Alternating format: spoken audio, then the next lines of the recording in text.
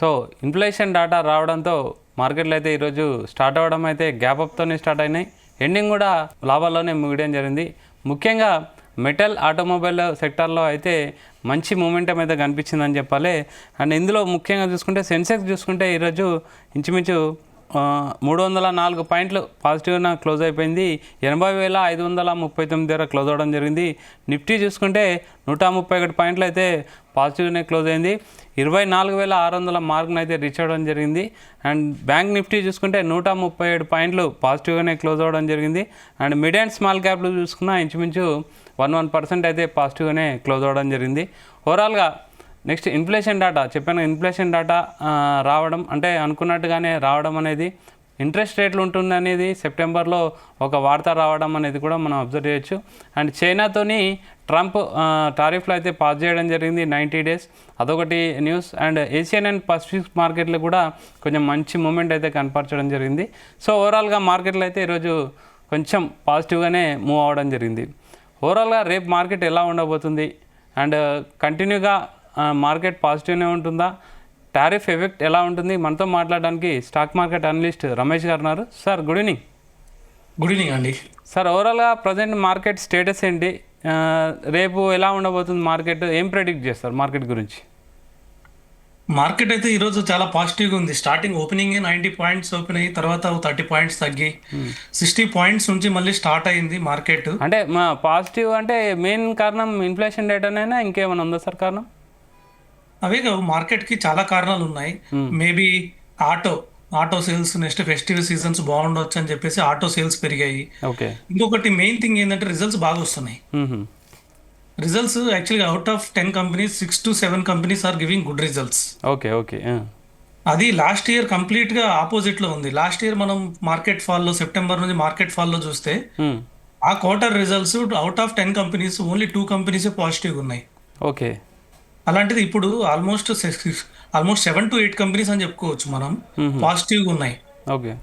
So ఇది ఒకటి మార్కెట్కి బూస్టింగ్ అని చెప్పొచ్చు. అలాగే చైనా తోటి నిన్న జరిగిన మీటింగ్లో 3 months టారిఫ్ పోస్ట్ పోన్ చేయడము, అది కూడా మనకు కూడా చేయొచ్చు అని చెప్పడము అనుకోవడం యాక్చువల్గా. ఓకే.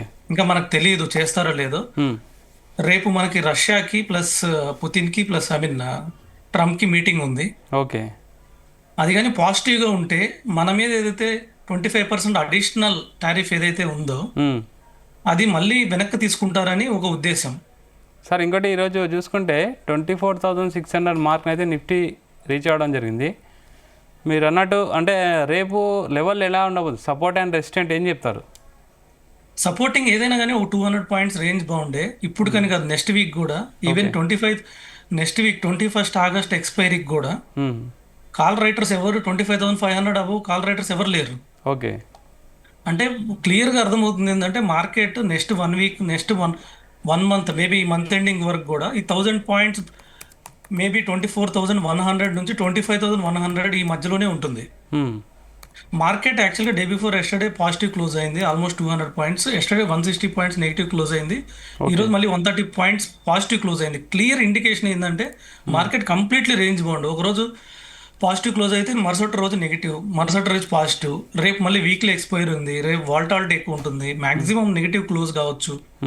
మేబీ ఇంకో 200 పాయింట్స్ తగ్గి 24,400 దగ్గర క్లోజ్ కావచ్చు మార్కెట్. ఓకే. సో కంప్లీట్గా ఏంటంటే కాల్ రైటర్స్ కూడా 25,000 అబవ్ ఇంట్రెస్ట్ చూపెట్టలేదు. అంటే ఈ మధ్యలోనే మార్కెట్ ఉంటుందని చెప్పేసి ప్రీమియమ్స్ కూడా అబవ్ పెట్టినా కానీ ఎక్కువ ప్రీమియమ్స్ పెట్టలేరు కాబట్టి, సో ఈ లోపలే 25,000 to 24,000 మధ్యలో కాల్ రైటర్స్ ఉన్నారంటే క్లియర్గా రేంజ్ బౌండ్ ఉండే అవకాశం ఉంది. మేబీ మనకి ఏదైతే ఆగస్ట్ 25th వరకు ఏదైతే డెడ్ లైన్ ఉందో అడిషనల్ 25% టారిఫ్. ఓకే. సో దాని మీద ఏదో ఒక విషయం తెలిసినంత వరకు మనం ఇంపాక్ట్ అయ్యే అవకాశం ఉంది. మేబీ 50% కానీ అమలు అయితే మాత్రం ఇంకొద్దిగా మార్కెట్ 24,000 దిగే అవకాశం కూడా ఉంది. సో ఇప్పుడు మనం సెక్టార్లో బై చేయాలంటే ఏ సెక్టార్ బెటర్ సార్ ప్రజెంట్? ఈరోజు చూసుకుంటే ఫార్మా అండ్ మెటల్, ఆటోమొబైల్లో అండ్ మీడియా అండ్ ఎంటర్టైన్మెంట్లో కన్జంప్షన్ మ్యాక్సిమం అన్ని సెక్టార్లు కూడా మంచి మూమెంటం అయితే ఇచ్చినాయి. ఒక PSU bank, oil and gas, consumer goods, ఇవి తప్ప మ్యాక్సిమం అన్నీ కూడా పాజిటివ్లోనే ట్రేడ్ అవ్వడం జరిగింది. ముఖ్యంగా మనం ఇప్పుడు ఇన్వెస్ట్ చేయొచ్చా లేకపోతే ఆగస్ట్ 15th వరకు మీరు అన్నట్టు ఆగాల, ఏం అంటే ఇన్వెస్టర్ స్ట్రాటజీ ఎలా ఉండాలి?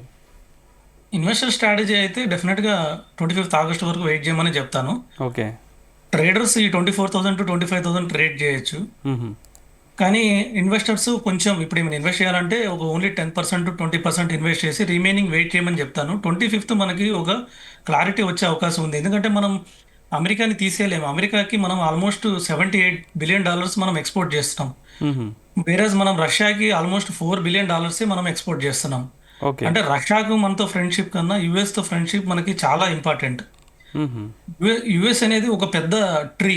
ఐ మీన్ యాక్చువల్గా ప్రపంచమంతా ఒక ట్రీ అనుకుంటే యుఎస్ అనేది ఒక రూట్. ఓకే. గ్లోబల్ మొత్తంలో 35% జీడిపిలో యుఎస్, ఐ మీన్ మొత్తం జీడిపిలో 35% యుఎస్దే ఉంది. హుహు. మనం 5%. రష్యా చూస్తే ఓన్లీ 1%. సో మనకి ఈ యుఎస్కి డెఫినెట్గా గుడ్ రిలేషన్షిప్ ఉండడం చాలా ముఖ్యం. అది మేబీ రేపు మీటింగ్తో క్లారిటీ రావచ్చు. మేబీ లాస్ట్ టైం యాక్చువల్గా election, I mean last time Trump additional 25% వేసే టయానికి పార్లమెంట్లో చర్చ జరిగింది. అప్పుడు యాక్చువల్గా మనం కొద్దిగా పాకిస్తాన్ వార్ ఏదైతే దానికి సంబంధించిన క్రెడిట్ మనం యుఎస్కి ఇవ్వలేదు. ఓకే. సో దానివల్ల మేబీ ట్రంప్ కొంచెం ఇగో హట్ అయ్యి డెఫినెట్గా కొంచెం అడిషనల్ 25% పెట్టి ఉండొచ్చు. ఎందుకంటే రష్యాతో మనం ఏదైతే, ఐ మీన్ రష్యా దగ్గర నుంచి మనం ఏదైతే చమురు తీసుకుంటామో దానివల్ల అని చెప్పాడు, కానీ ఇండైరెక్ట్గా దాని గురించి కాదు, ఓన్లీ క్రెడిట్ ఇవ్వలేదని చెప్పి కొంచెం ట్రంప్ టారిఫ్, ఐ మీన్ కొంచెం ఇగో హట్ అయినట్టు అనిపించింది. కొద్దిగా దాన్ని మనం కూల్ చేసి డెఫినెట్గా కొంచెం మేనేజ్ చేస్తే మళ్ళీ మార్కెట్స్ పాజిటివ్ వెళ్ళే అవకాశం ఉంది. లేకపోయినా కూడా ఇబ్బంది ఏమి ఉండదు. మళ్ళీ మార్కెట్ ఇంకొక 1 month కొద్దిగా రేంజ్ బౌండ్లో ఉండి మళ్ళీ పెరిగిద్ది. మన ఇండియా ఇంతకైనా పెద్ద పెద్ద సంక్షోభాలు చూసి ఇంకా స్ట్రాంగ్గా ముందుకు వెళ్ళింది కాబట్టి, సో ఇవన్నీ షార్ట్ టర్మ్ పాసింగ్ క్లౌడ్స్ అని చెప్పుకోవచ్చు మనం. ఓకే. అంటే ప్రజెంట్ మనం ఇప్పుడు Q1 రిజల్ట్స్ గురించి ఏం చెప్తారు సార్, ఎలా ఉన్నాయి? అండ్ ఐపీఓస్ కూడా చాలా వస్తున్నాయి. ఐపీఓలో ఇన్వెస్ట్ చేసా ఇలాంటి టైంలో? డెఫినెట్గా ఐపీఓస్ మార్కెట్ బాగుంది. ఐ మీన్ ఎన్ఎస్డిఎల్ మనం రీసెంట్గా చూసాం, బంపర్ ఆఫర్. సో కంటిన్యూస్లీ 800 దగ్గర లిస్ట్ అయ్యి 1400 వెళ్ళిపోయింది. ఓకే. సో మంచి కంపెనీస్ డెఫినెట్గా కూడా ఈ మార్కెట్లో బాగుంటాయి. మ్మ్. సో ఈవెన్ మ్యూచువల్ ఫండ్లో కూడా ఎన్ఎఫ్ఓలో కూడా last month almost 30,000 crores collect చేశాయి new fund offers mutual funds. Okay. Market కూడా ఇంకా స్టాండర్డ్గా ఉండడానికి కారణం అదే అయి ఉండొచ్చు. ఎందుకంటే 28,000 crores కంటిన్యూస్లీ 6 months మన ఎస్ఐపి బుక్ పెరుగుతా వచ్చింది యాక్చువల్గా ఏప్రిల్ నుంచి. మ్మ్. ఆల్మోస్ట్ మార్చి నుంచి ఎవ్రీ మంత్ 23,000 నుంచి 28,000 crores వరకు ఎస్ఐపి బుక్ పెరిగింది. తర్వాత లాస్ట్ మంత్ మ్యూచువల్ ఫండ్లోకి అడిషనల్గా 40,000 crores వచ్చాయి. ఓకే. 30,000 crores న్యూ ఎన్ఎఫ్ఓల ద్వారానే వచ్చాయి. మళ్ళీ యూజ్ అన్నట్టు మళ్ళీ గిఫ్ట్ సిటీ అని, యూలిప్లు అని చాలా అమౌంట్ వచ్చి పడుతుంది. కాబట్టి మన మార్కెట్లో హైలో లిక్విడిటీ ఉంది. మన మార్కెట్ని డ్రైవ్ చేసేది లిక్విడిటీ. కాకపోతే షార్ట్ టర్మ్ యూఎస్ మనల్ని ఇబ్బంది పెట్టచ్చు.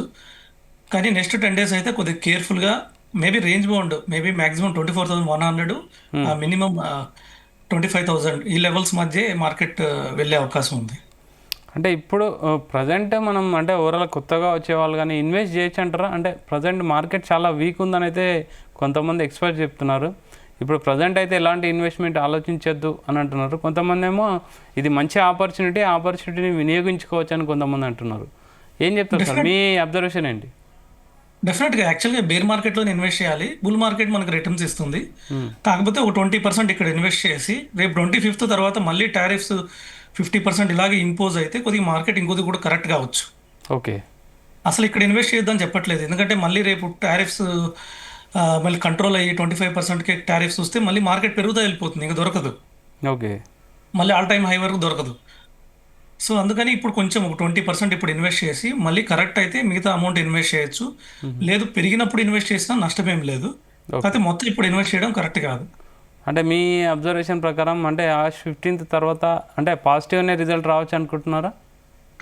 డెఫినెట్గా ఆగస్ట్ 15 తర్వాత మేబీ మనకంటే టుమారో నైట్ అంటే ఆగస్ట్ 16th మనకు క్లారిటీ వచ్చే అవకాశం ఉంది. ట్రంప్ పుతిన్ మీటింగ్ తోటి. సో ఇది కూడా ఒక కాంప్లికేషన్ మీటింగ్ అని చెప్పొచ్చు. ఎందుకంటే పుతిన్ ఏమో కొద్దిగా ఉక్రెయిన్లో ల్యాండ్ అడుగుతున్నాడు. ఉక్రెయిన్ అధ్యక్షుడేమో జెలెన్స్కీ ఏమో దానికి ఒప్పుకోవట్లేదు. సో దీన్ని ట్రంప్ ఎలా డీల్ చేస్తాడనే దాన్ని బట్టి కూడా మనకి నెక్స్ట్ వీక్ మార్కెట్స్ ఆధారపడి ఉన్నాయి. ఓకే సార్ ఫైనల్గా చెప్పండి. అంటే ఈరోజు పాజిటివ్గానే క్లోజ్ అయింది. రేపు మార్కెట్ ఎలా ఉండొచ్చు? రేపు యాక్చువల్లీ వీక్లీ ఎక్స్పైరీ కాబట్టి చాలా వాల్టాలిటీ ఉంటుంది. లాస్ట్ థర్స్డే ఏమైందంటే మార్కెట్ ఆల్మోస్ట్ -200 నుంచి +30 pointsలో క్లోజ్ చేసింది లాస్ట్ థర్స్డే. అంత వాల్టాలిటీ ఉంది. కాకపోతే నేను రేపు ఏమైనా అంటే ఐ మీన్ అంత పాజిటివ్ ఉంటుందని నేను అనుకోవట్లేదు. ఈరోజు పాజిటివ్ ఉంది కాబట్టి రేపు కొంచెం నెగిటివ్ ఉండే అవకాశం ఉంది market. Okay sir, thank you sir, thank you very much. Welcome అండి. సో ఇది ఈరోజు market updates. Keep watching Zee Telugu news.